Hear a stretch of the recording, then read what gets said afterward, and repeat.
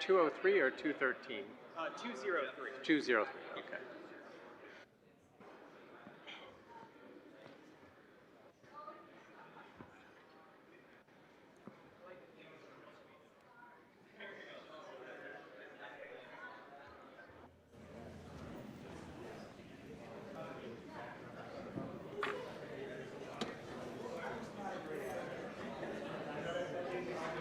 Come on down. No one in the top 3 rows. Come on down. Come on down.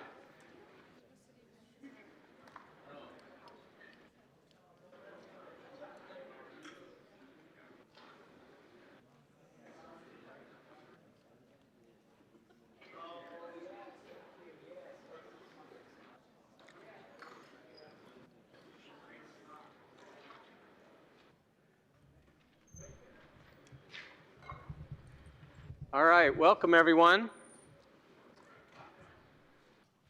Those who are just coming in the back, come on down. No, don't, you can't sit there in the green sweatshirt. You got to come on down. In fact, you got to come all the way down here. Not in the back. I can't see you way in the back. All right, a couple of announcements. Some students came by and they said, "Hey, the class is so big. Can we do a discussion session?" Which I think is great. Now here's the thing, the best time to do it is right after class. So we have a room tonight, right after class. Come if you want, you don't have to. But right after class, I gotta go be a dad and pick up my son from his robotics class. And he's kicked out at 8:15, which means he's usually out in the cold for about 10 minutes. So I've gotta leave, and we shouldn't put that on CPS is gonna show up for me. So I got to leave right after class. But Eddie Campbell, where'd you go, Eddie? Who's a terrific graduate student. We have a room, Mendoza 203. So if you're interested in anything, you want to talk about anything, you want to criticize me, feel free. Mendoza 203, go for like a half hour or so. No obligation, come if you want. It's just a chance to talk, okay? And so 203 in Mendoza. 2 other announcements. I run, as most of you know, the Center for Citizenship and Constitutional Government. We run these student discussion colloquia. They're weekend discussion colloquia. And the idea behind them is we give you some reading. We have an interesting topic, about 15, 16 students. We feed you, and you read some things ahead of time, and then it's 100% student discussion. And we've been doing this for probably, 7, 8 years. And the response we get after almost everyone is, "Oh, wow, I thought this was what college was going to be like." Right? The whole purpose is for you to engage with their fellow students. So we have 2 of these seminars coming up. The first one we haven't done before. It's on February 27 and 28. So it's a Friday and Saturday. I think you come in Friday at 4 o'clock, you have a session, we feed you dinner, you have another session, 2 one-hour sessions, you're done by 7:30 or 8. The topic is American Society and the Place of Fiction. And honestly, I'm not even sure what we're reading on that one. The second one is March 20 and 21st. It's on Frederick Douglass, on politics, slavery, and the founding. And I've led that one myself, which the readings are extraordinary.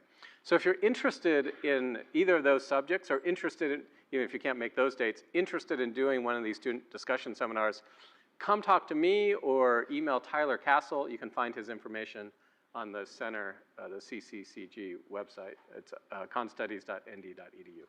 Okay. One other announcement for the students who are just in class. Your pre-class posts, there's a lot of summary of the material in them, and I'm guessing you're communicating to me that you've done the reading. You don't need to summarize anything. I've done the reading too. And I know you're going to do it as well. Give me your take on it, right? Or give me your questions. Or if you don't have a take, or you don't have questions, or you don't have thoughts about it, explain to me why you thought of all the things I could have assigned, why those readings, right? There was Steve, Steve, the last name begins with a V, I just can't remember it. Who's that in here? Steve? Anyone? Yeah.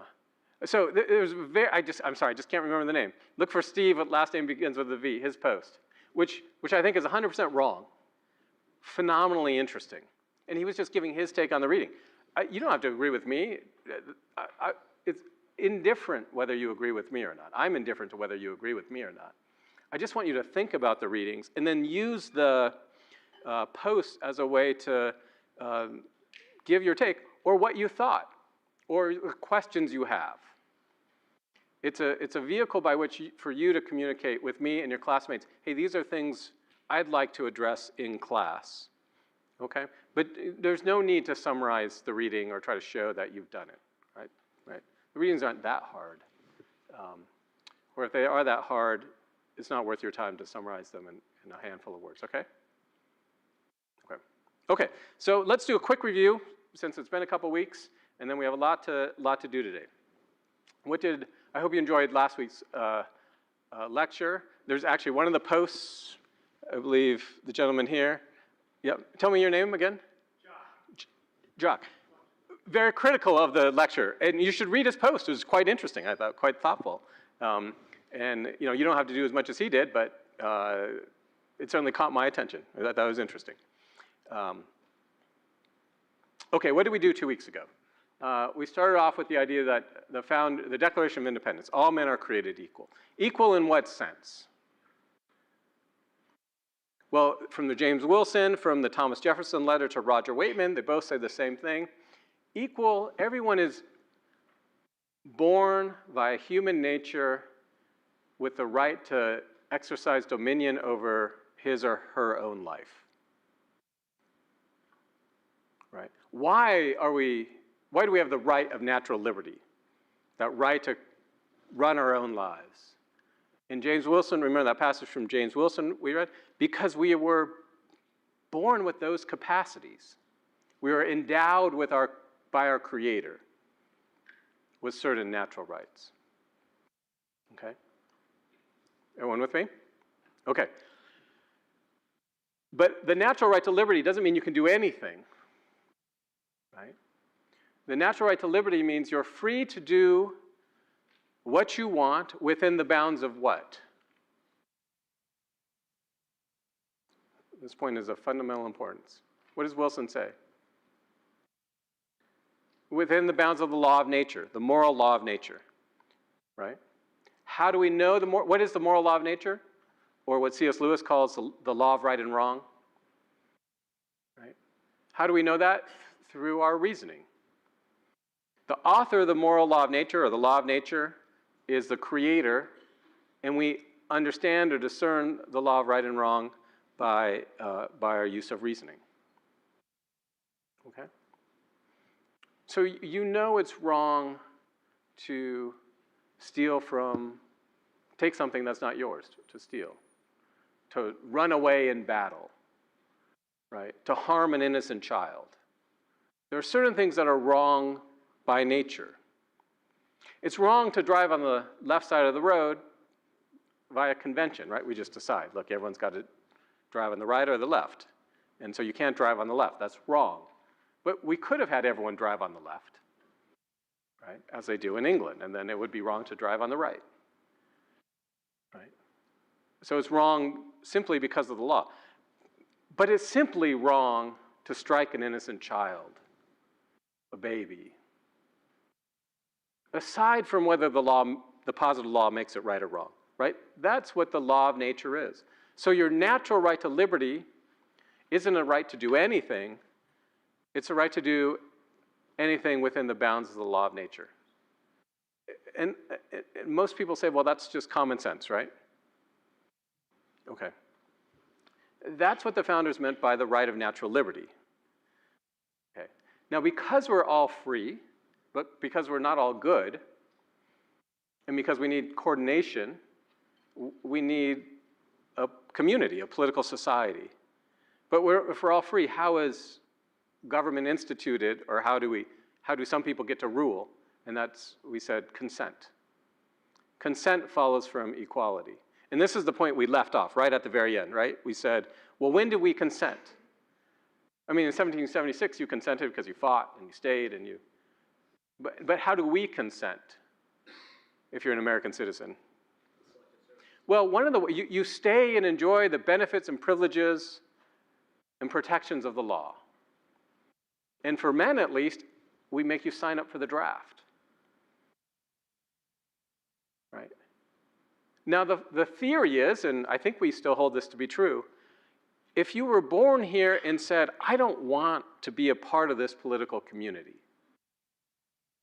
for whatever reason, this country is not for me, I want to leave. The theory is, at the age of maturity, 18, 21, sometimes your generation, 32, whatever it is. At the age of maturity, you have a right to leave. And I use the example of the Berlin Wall to communicate that. Because in East Germany, when they built the Berlin Wall, it was to keep people in. That is, you cannot leave if you're an East German citizen. You cannot leave. And that's why we said it was a tyranny. And this is somewhat abstract and tacit consent in the literature, but a real life example. Imagine you're in Ukraine right now, and you're 17, or your younger brother is 17, and is about to turn 18. This is all hypothetical. I don't know anything about the laws of Ukraine or anything, just to be clear. I'm making this up, okay? But imagine you're 17, or your little brother's 17, is about to turn 18, and at the age of 18, you're sent to war, and that means you're sent to the front, and that means what? Well, good chance you're going to die. The theory of natural liberty, natural equality is, look, at that point, you can decide to join that society or not. You can leave. Now, there's no right to come back, but you get to leave. And if you stay, you take on the obligations of being a citizen. Now, we might say, well, you should stay and fight for your country, and maybe you should. But think about now that your little brother's not in Ukraine, but your little brother's in Moscow, and he's about to turn 18. And when he turns 18, he's sent to the front. And you think it's an unjust war.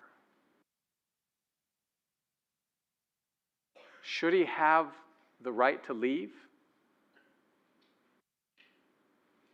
And the founders' philosophy would say yes. Right? Just because you're born in a regime, in a country, doesn't mean you have to stay there. No, you have to find some place to go. But that's what consent means. Okay? And it's an abstract philosophical issue, except when it's not. And there are real places right now where it's not. Okay? That's what that's hopefully what you got 2 weeks ago. That's for a review. Okay, our next subject, our subject for tonight is, we have to talk about slavery. And there's two ways I like to do this, and I chose one way and not the other, and I kind of regret right now that I didn't choose the other. Here's what the path we're not taking, and if we had an additional class is what we do. The best way I think to think about the founders on race and slavery is to read what they said about race and slavery. At least start there. And in my full semester class, I have a bunch of documents, and I emailed those to you this morning. Obviously, you don't have to read them. But that's at least where we should start. And there's like 20 documents, but they're very short, letters and short things. And if you want to pursue the question, that's the place I'd have you start. See what they said themselves. And it's interesting and complicated, and you have to interpret the documents. But I'd say make your own judgments. Another place, this isn't the second place, another place we could start is with the famous case Dred Scott versus Sandford. And that's where Chief Justice Roger Taney made his interpretation of the Declaration of Independence vis-a-vis slavery. But the greatest debate in American history about race and slavery actually occurs between Lincoln and Douglas. And because our time is short, I thought we'd use Lincoln and Douglas to get at this question. And it also gets at the question of what do we mean by democracy or self-government. It is, it's a political debate, and you know, they're both running for Senate in 1858. And that's the context of the immediate Lincoln-Douglas debates, is the Senate race in 1858. But it's more than just a political contest, a Senate race. It's a philosophical debate about the nature of Republican government, about the nature of democracy. Or how many of you have read the first book, the Plato's Republic? Oh, good, good, fair number of you. The debate between Lincoln and Douglas is the same debate between Socrates and Thrasymachus in the first book of the Republic. And I see a bunch of heads nodding, right? It's the exact same issue. So that's why I only get you for 4 classes. That's why we're doing these 2 readings tonight. Okay, the 2 readings, let me situate them. They're just 2 speeches. A speech that Douglas gave, Stephen Douglas, gave in 1858. So it's not even, we're not even reading the Lincoln-Douglas debates. But these 2 speeches are the most efficient ways I know of to get the core arguments. So the speech by Douglas, and then Lincoln's famous 1854 Peoria address. And I use these speeches, if we read the Lincoln-Douglas debates, you'd see the same material. They say the same thing in the Lincoln-Douglas debates. It's not all they say, but the core arguments, okay? Okay, in Lincoln's speech, he gives a long political history, right? And I thought we'd start with that. And I'm just gonna kind of cover some of the issues that Lincoln covers. And some of you probably know a lot of this, but it's helpful to set the context. Okay, so I want to start with just some facts about slavery in the Revolution. First of all, in 1776, before the Revolution, slavery is legal throughout the colonies, right? This map is, I think, the percentage of slaves in every colony at the time. Where's Lillian? Lillian actually helped. Is that in 1770? Okay, all right. Now these are estimates that scholars make. They're not my own estimates that scholars make. You know, about 30 to 40% of the South as a whole, the southern states. Further south, it's more. Only about 5% of the slaves, population is slaves in the North. And for those watching at home, these slides are on the web page too. You can download them. Okay, what happens immediately after the Revolution? In the North, we have the first abolition movement, right? Pretty quickly, there's a movement for abolition. In some of the northern states, and you have to go state by state, there's policies like, okay, upon the age of 18, someone born into slavery or raised in slavery becomes free. In Massachusetts, the highest court in Massachusetts declared slavery illegal in the state. I think the decision was 1780, and by 1790, I might be wrong on that, but by 1790, there's no slaves in the state. Vermont, of course, Vermont is not an original 13 state of the 13 states, but Vermont's 1777 Constitution, so they drafted a constitution for the territory of Vermont before it was a state, abolished slavery. In the South, of course, slavery remains. There's a manumission law in Virginia in 1782, which allows for the legal emancipation of slaves without a certain procedure, approval of the state legislature. It wasn't so simple it wasn't just like you could free your slaves. Every state's laws were different. Okay, and then we get the Northwest Ordinance, first of 1785 and then in 1787. This covers where we are today. The Northwest Ordinance is Ohio, the Northwest Territory is Ohio, Indiana, parts of Minnesota, the upper Midwest. And in those federal territories, slavery is banned. And Jefferson, who's governor of Virginia, was instrumental in the Northwest Ordinance being adopted. Okay?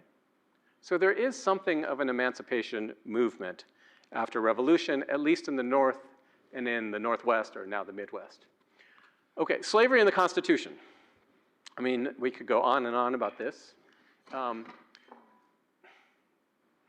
Some basic points. Slavery is protected in the federal Constitution, right? There's no provision that says that, right? But clearly the Constitution anticipates that slavery will exist. I think the best interpreter of what the founders were trying to do is actually a former Notre Dame professor, Professor Michael Zuckert, just retired a few years ago. And I'm going to follow his interpretation just because I think it's right. He argues that what the founders were trying to do with slavery at the Federal Convention was make it a state question. That is federalism. There's not going to be a union if the country as a whole has to decide, has to become all slave and all free. The North is not going to accept a union that's all free. The South is not going to accept a union that's all slave. South is not going to accept a union that's all free. Those are just the priors. And there's no effort for one side to try to persuade the other at the Constitutional Convention. Everyone agrees the only way we're going to have one union is if every state controls its own domestic institutions. And by that they mean slavery. Okay? If you read the Federalist Papers, which I'm sure everyone here has read some of them, if you read the papers that most people don't read at the beginning, the very first set of arguments in the Federalist Papers, Federalist 2 and 3 and 4 and 5, they're an argument why we should stay together as one country. Because there's real talk. Why don't we just split up? It's kind of like Europe in a way right now, right? Why, should we keep the EU or not? Why not just split up in 2 or 3 confederations? Maybe a southern, a northern, and maybe a mid-Atlantic. Kind of people that so diverse actually live together in one nation. And the answer to that question is no, we should stay together, because if we don't, we're going to fight. And we're going to get countries from Europe trying to come in and divide us. So we need to stay together, and the only way we're going to stay together is if we agree to disagree about slavery. Okay? So the fugitive slave clause. Now, if your aim is federalism, how do you keep slavery as a state issue?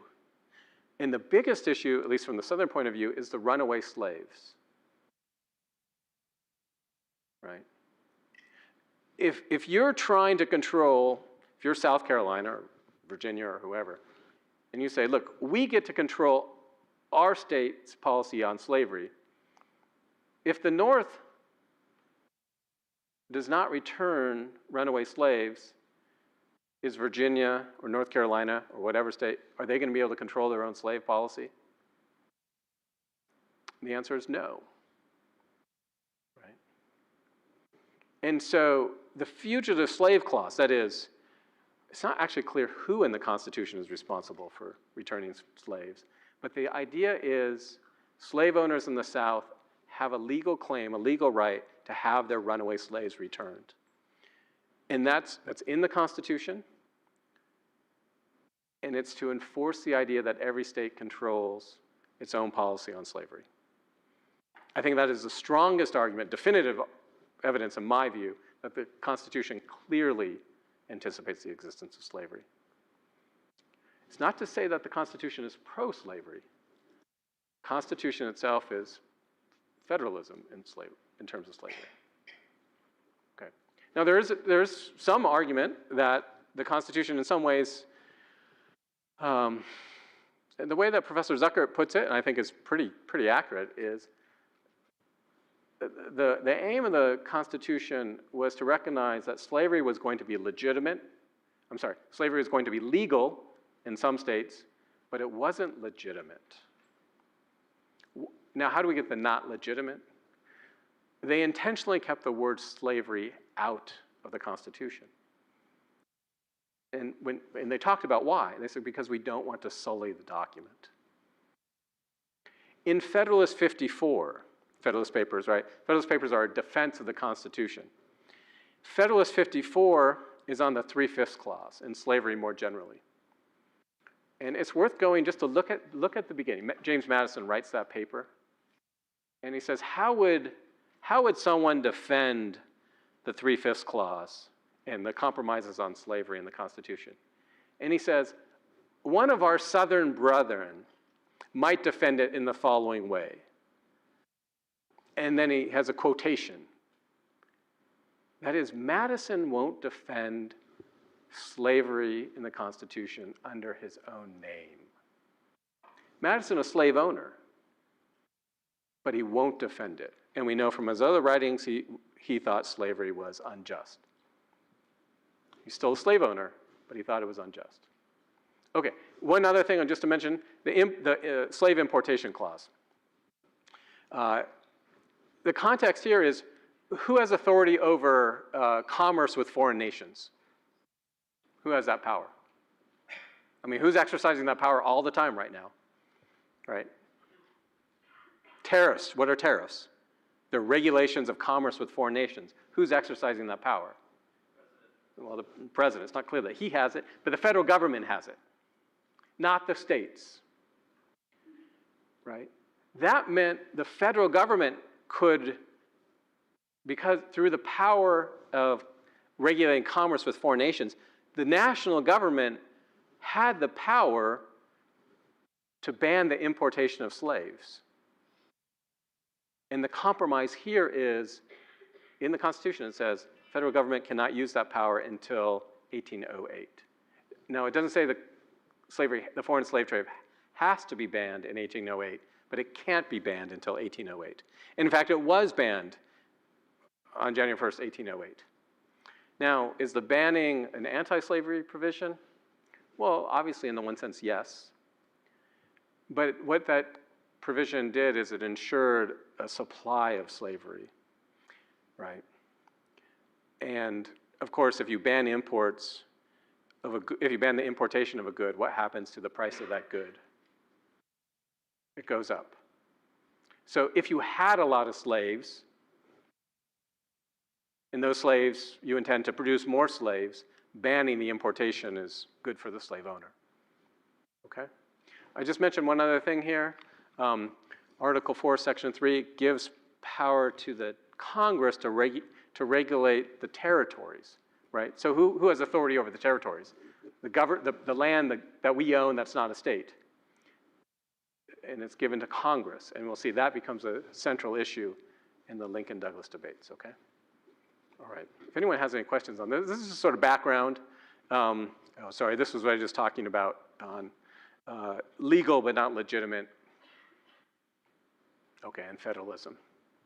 Okay, let's jump up to 1820, Missouri Compromise. Anyone remember the provisions of the Missouri Compromise? Missouri Compromise involves what two states?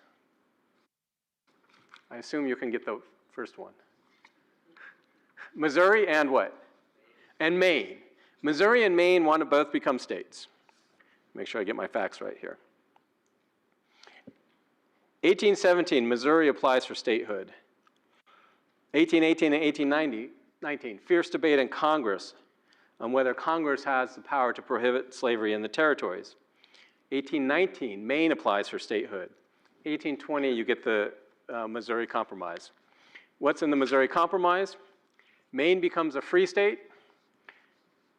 Missouri becomes a slave state. And then what else? Anyone else know?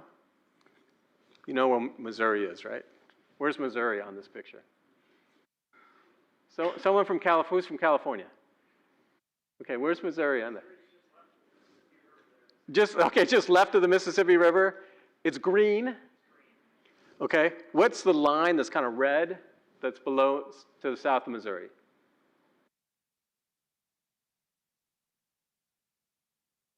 It's a 3630 parallel. Why is that important in the Missouri Compromise?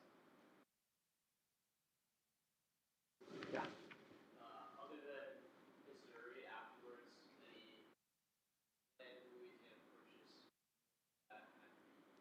Okay, so we have all this land from the Louisiana Purchase, which is sort of the orange, not all the orange, but I'm just trusting you know the land we got in the Louisiana Purchase, right? Starts in Louisiana and kind of goes northwest. And there's a question, what are we going to do with all that land? Right? And the Missouri, is it going to become slave or going to become free? And the deal is, okay, Maine is free, Missouri is slave, everything above the 3630 parallel in the Louisiana Purchase will be free. Notice that the South gets Missouri, which is above the 3630 parallel, as a slave state. And what's below the 3630 parallel, Arkansas, Oklahoma, eventually. The Missouri Compromise doesn't say anything about it, but it's presumed that will be slave. Everyone get the details of that? Okay. What happens between 1820 and 1850?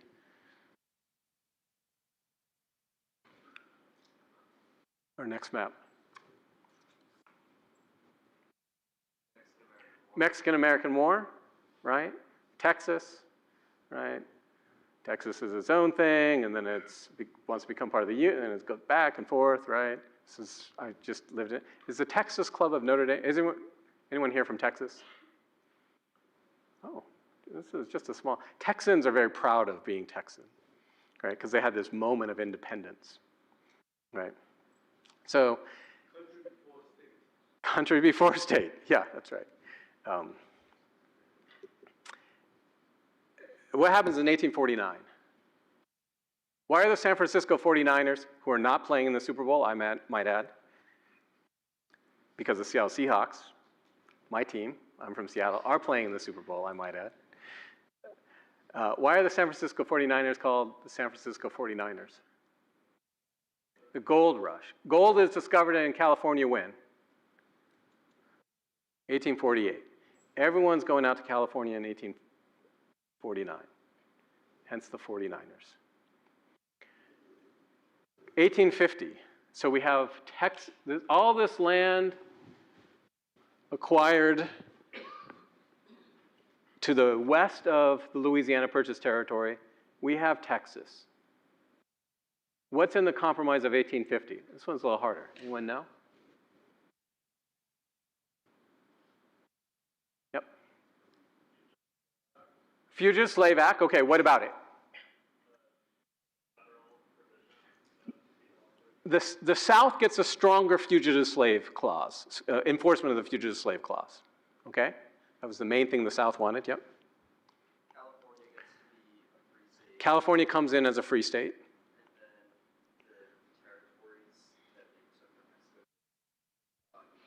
Utah and New Mexico, they become open to slavery, and the presumption is the people of Utah and now New Mexico, Arizona will decide for themselves. Okay. But do you know this history? Yes, no? Give me, I don't know. I don't know what you know. A little bit, some of you? Okay. Okay. Kansas-Nebraska Act, 1854.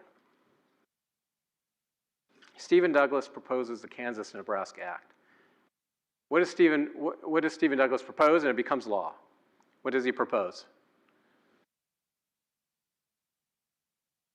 Yeah. Okay, Kansas and Nebraska. Now, where are they? They're above the 3630 parallel and part of the Louisiana Purchase. What did they decide about Kansas and Nebraska? What did we decide about Kansas and Nebraska in 1820? They would be what? Free. And Stephen Douglas says they should be what? Should Kansas and Nebraska want to be states? Should they be free or slave? And what does Stephen Douglas say?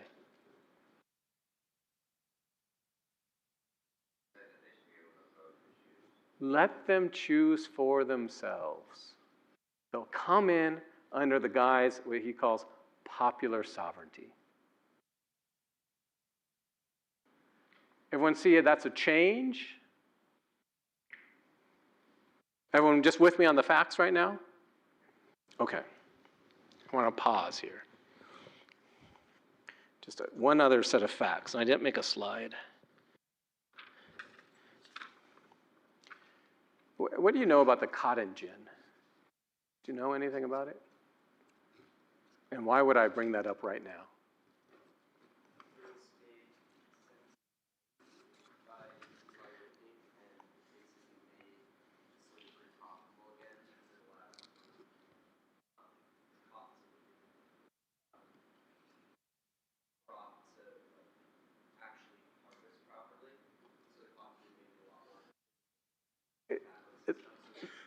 The cotton gin was a technology that made, for our purposes, that made slavery far more profitable than it had been.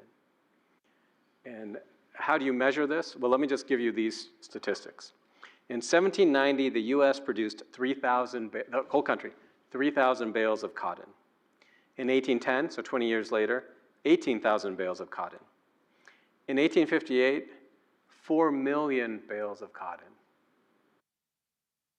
The scope, size, and profitability of slavery skyrocketed in ways no one ever anticipated in 1787. So I want to pause here and just follow me here for a second. How many of you think you're going to get a single dollar of Social Security? Okay, Pam Bradley, who's already collecting Social Security, thinks she will. A few others. Jim, maybe. Jim's pretty old, he probably will. How many of you think you're going to get Social Security? I see no students' hands up. None of you think you're going to get Social Security. Yet you're not out on the street. So you just think older people are fleecing you? Lots of heads nodding. This is the most enthusiastic response I've had in all my lectures.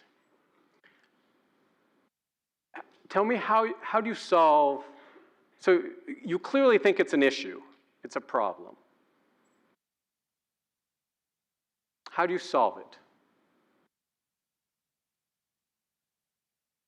It's not that hard, right? You just lower benefits, raise the retirement age, right? You can probably put in ChatGPT and and then you just index the retirement age and the benefits to how many workers there are, stuff, right? Some formula. That would be the technical solution, something like that, right? Yeah? I speak as an arts and letters faculty member. Why don't we do that? Is it even an issue in Congress right now? Why not? Way in the back. People don't want their benefits taken away? Our distinguished elder citizens don't want their benefits taken away. Right? So what? It seems like you guys want their benefits taken away. Why is it not an issue? What's the political reality? Go ahead, just yell it out. Why? It's just impossible, right? Those who vote don't want to see it changed. In the number of politicians out there, what would happen if politicians implemented the technical change I just mentioned? What would happen to them?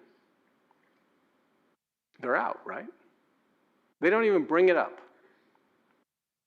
Okay, I just presented you a problem, which is a real problem for you. At least you think it's a problem. And I presented you a relatively simple answer. And no one is going to do anything about it. So I want you to put yourself in 1854.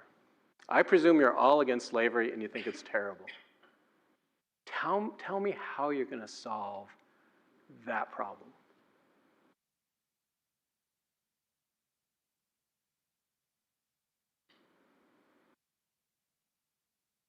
What's your policy to solve the problem of slavery in 1854?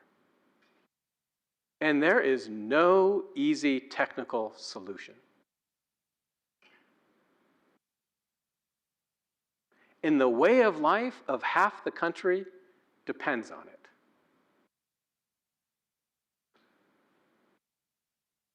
And they're willing to fight.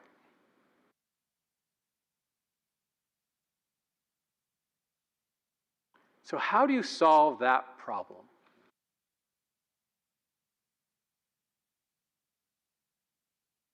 You may know what's right or know the outcome you want, but tell me how you're going to get there.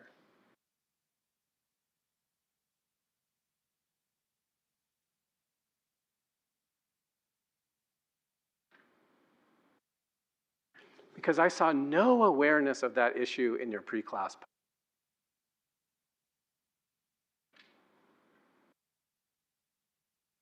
Could you imagine a problem more difficult? I mean, do you realize right now, what would you say the single biggest problem facing our country or the nation or I'm sorry, the world, or what would you say? Just throw some things out. Okay. All right. Artificial intelligence. What do we do about that? Or biotechnology. What do we do about the climate? If you think that's a problem. I mean, these are not easy to know what to do, right? And whatever your problem is, I guarantee you it dwarfs in comparison to what Lincoln and Douglas faced in 1854.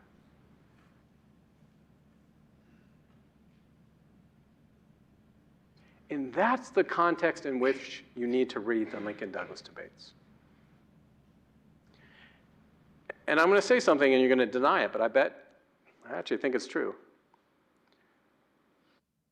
Most everyone in this room, and if not you, your parents, probably would have been in favor of Douglas in 1854. Douglas's position, I'm going to get in trouble for saying this, we would have brought him to Notre Dame to be our graduation speaker. And why? Because Douglas is offering the sensible middle position. And here's Douglas's, we'll go through what he says, but this is the context of what he says. You tell me how we're going to get along as a people.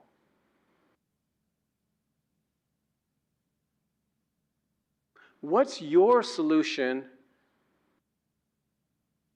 that a significant number of people in the South, in the Mid-Atlantic, in the West, and in the North would agree to?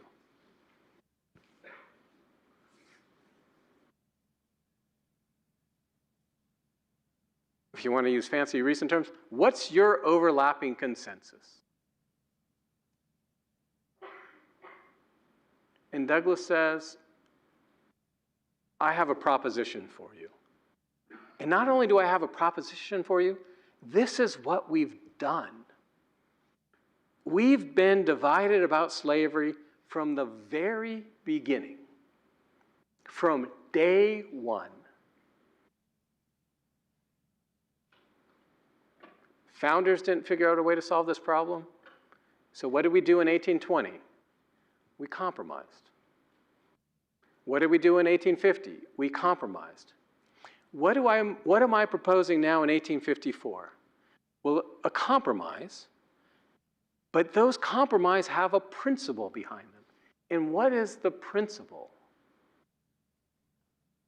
The principle is democracy. I mean, don't we have a democracy initiative right now? Isn't that what we're dedicated to? And who's more in favor of democracy than Stephen Douglas? Because what's his principle? The people want slavery? Let them have it. The people don't want slavery? They don't have to have it.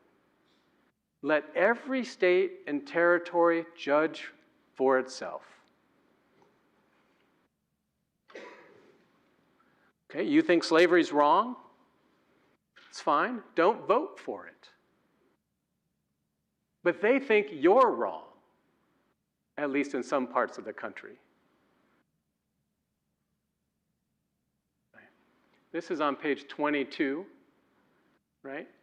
If there is one principle dearer and more sacred than all others in free government, it is that which asserts the exclusive right of a free people to form and adopt their own institution. Or this is page 27 of your readings. The great principle and right of the community is to judge and decide for itself. And one more on page 28. And this is what he would say to you. It's no answer to this argument, the argument he's making about popular sovereignty. It's no answer to this argument to say that slavery is evil and hence should not be tolerated. You must allow a people to decide for themselves whether they desire a Maine liquor law. Anyone know what that is? Maine liquor law? Prohibition. Maine started prohibition. You allow them to decide for themselves what kind of common schools they will have, what system of banking they will adopt, or whether they will adopt one at all. You allow them to decide for themselves the relations between husband and wife, parent and child, guardian and the ward. In fact, you allow them to decide for themselves all other questions. And why not upon this question? When you put a limitation on the right of the people to decide what laws they want, you have destroyed the fundamental principle of self-government. Isn't self-government rule by the people, which means rule by the majority? That's what democracy is, isn't it? Sorry, I skipped ahead. Okay. So he says, Stephen Douglas is the first pro-choice politician. Let the people choose for themselves. Who's to decide whether it's right or wrong? And if we disagree, let every state and territory decide for itself. And you know what the benefit of that is? No civil war. Because if I say manifest destiny, does that make any... What's the southern border of the United States going to be? In 1854, do we know where it's going to be? How far south are we going to go? If you're against slavery, look, we just took Texas. How much further are we going to go? Or are we going to take Canada? I mean, every American today thinks if we want it, we can just take it, right? Greenland? Like, we don't know where our borders are going to be. The country's expanding. And how are we going to decide? Are we going to be at the brink of civil war every time there's an expansion? So he's saying, America, I'm offering you democracy, and I'm offering a way for peace. Right? I can see the video on the Jumbotron now. Fighting for democracy.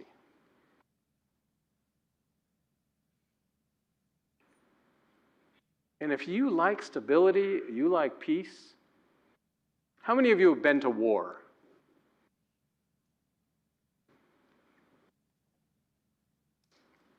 Because war is hell.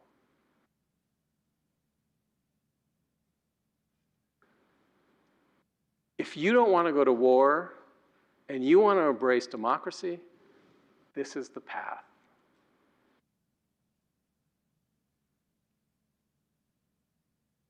You don't think Notre Dame would have bought that in 1854?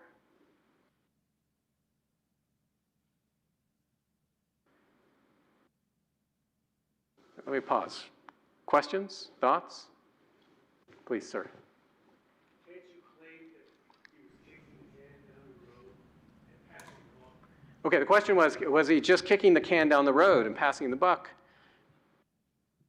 But he would say, well, no.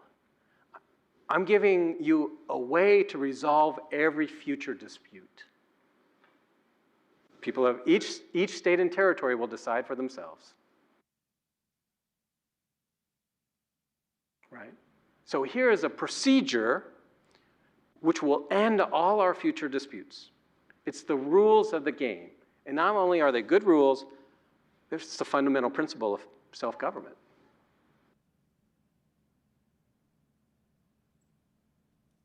Yeah. Why did he need to present any new process for Nebraska that already had a decision from 1820? Yeah. Well, he had to present a new process because Nebraska, supposedly, the question was settled. Right? And it was settled by the Missouri Compromise. Right? So he's destabilizing the status quo, but he's saying, this is the right principle. This is how we should decide these questions. Okay, I don't know if we can do Lincoln in 10 minutes. Probably not, but we should try.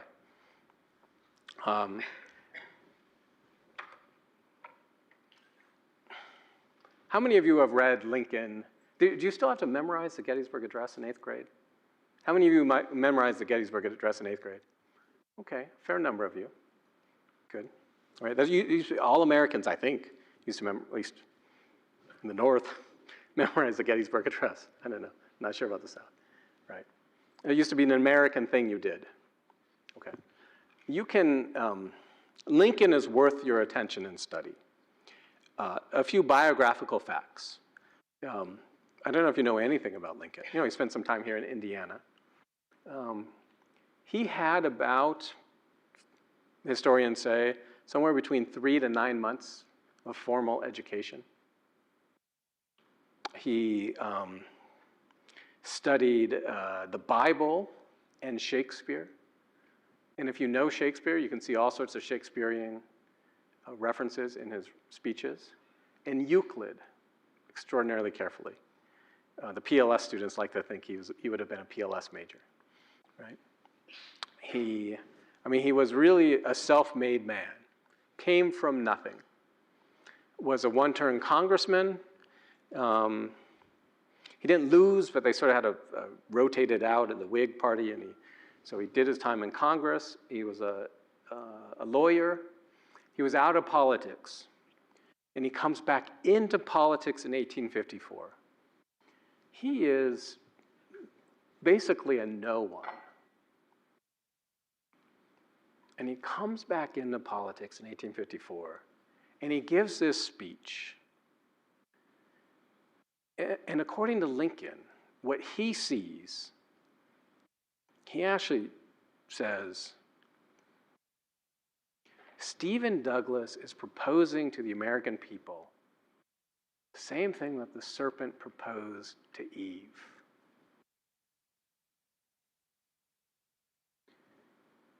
And Lincoln's goal is to make America worth saving. And the apple is this idea of popular sovereignty. So Lincoln's task, as he understands it, is he has to explain to the American people why this proposal, this offer by Douglas, is a betrayal. Okay. Now, this speech is long and complicated, and if we were to really do it properly, we'd do it in a group of like 15 students, and we'd read it carefully, and we'd go through all the different arguments, and there are various arguments. Now, Lincoln says some things that people don't like to hear, right? He says, look, I'm whatever about equality. I'm not for political equality, right? I want you at least to keep in mind, this is not a disquisition. He's not writing a dissertation. He's making political arguments that have a political intention to move a people from one place to the next place. And here's where you have to think, what are the arguments you would make if you were trying to save Social Security? What is or reform Social Security? You only have a certain window in which you can operate, right? Everyone following me here? And Lincoln points to this, right? He points to popular opinion. The politician can only operate within the realm of acceptable popular opinion if you actually want to govern. You have to keep that in mind. You have to keep that in mind with Douglas too, right? Okay. Anyone want to try to summarize the key of Lincoln's argument against Douglas? Because Lincoln says Douglas gets popular government exactly wrong. Anyone want to take a stab at it? I didn't see anyone do it in the pre-class post. Go ahead, yeah. It talks about the consent of the governed, yeah. That's part of it. Okay, slaves aren't participating. Slaves haven't given their consent. That's part of it. Good. Let me find the quote.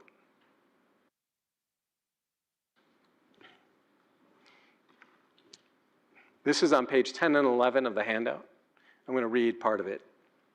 He says, I trust I understand and truly estimate the right of self-government. My faith in that proposition that each man should do precisely as he pleases, with all which is exclusively his own, lies in the foundation of the sense of justice there is within me. Remember that James Madison reading on property? Madison says almost the exact same thing in that 1792 essay. Okay. I extend the principle to communities of men as well to individuals because it's politically wise and naturally just. Okay. The doctrine of self-government is right, absolutely and eternally right, but has no just application as here attempted.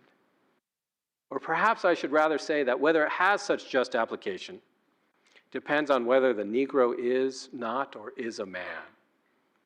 If he is not a man, why in that case, he who is a man may as a matter of self-government, do just as he pleases with them. But if the Negro is a man, is it not, to that extent, a total destruction of self-government to say that he too shall not govern himself? When the white man governs himself, that is self-government. But when he governs himself and also governs another man, that is more than self-government. That is despotism. If the Negro is a man, why then my ancient faith teaches me that all men are created equal, and that there can be no moral right in connection with one man making a slave of another. That is the key passage. Anyone want to try to articulate it? What's he saying? What does Douglas get wrong? Yeah, sir. Douglas's premise is the country's made for white people. True. But if the slaves were given the vote and then the white majority voted for slavery, would it then be legal or just? Is it simply that the slaves haven't participated? Lincoln would say that would be unjust too, right? It's not just a matter of participation. It's not just that the slaves haven't consented or had the chance to voice their opposition to their own enslavement. Let's go back to the beginning of class. What is the right of natural liberty? It's the right to do what? To direct your own life within the bounds of the natural moral law. What is the right of a people acting as a community? The right of the people is to govern their own lives, the community, through laws, subject to what? Subject to the natural moral law. Why should a majority rule? Why does the majority get to rule? What's the foundation of majority rule?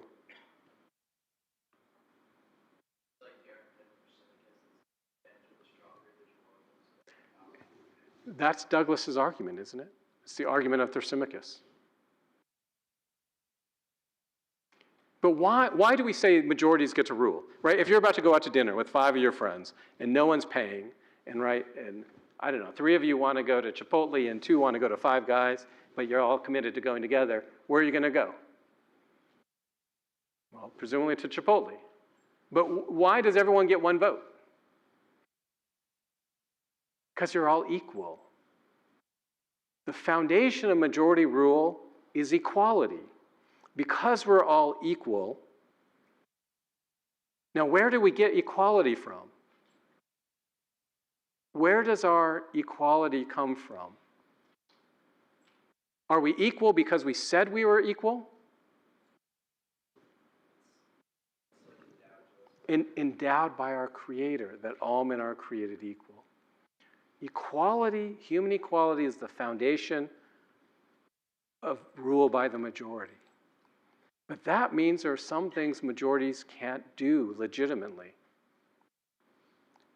Just like an individual in their natural liberty cannot violate legitimately the rights of others, the natural moral law, what Lincoln is saying, actually majority rule is not our foundational principle. What is our foundational principle? All men are created equal. And this is the problem with Stephen Douglas. Give me 2 more minutes. He would destroy our attachment to the Declaration of Independence. That he would destroy the moral foundation of the country.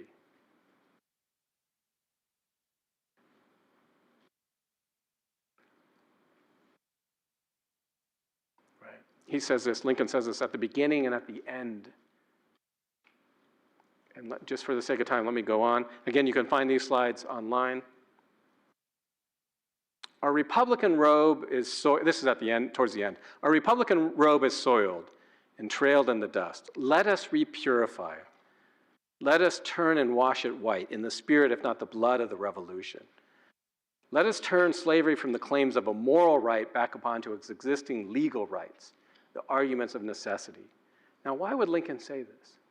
Lincoln believed if the country stayed true to the principle that all men are created equal, that would necessarily put slavery on the course, what he said over and over, on the road to ultimate extinction. But the American people had to believe it was morally wrong, that is, slavery was morally wrong. Look at the very end. If we do this, we shall not only have saved the Union, but we shall have so saved it as to make and keep it forever worthy of the saving. Douglas promises you peace, Lincoln says, but it's premised on injustice. Our aim is not simply to save the Union, but to make it worthy of saving. And that raises the question, what is it we're saving? What is the fundamental principle of the Union? And what's Lincoln's answer? All men, black as well as white, are created equal. Okay, thanks for letting me go over. Mendoza 203 if you want to keep on talking.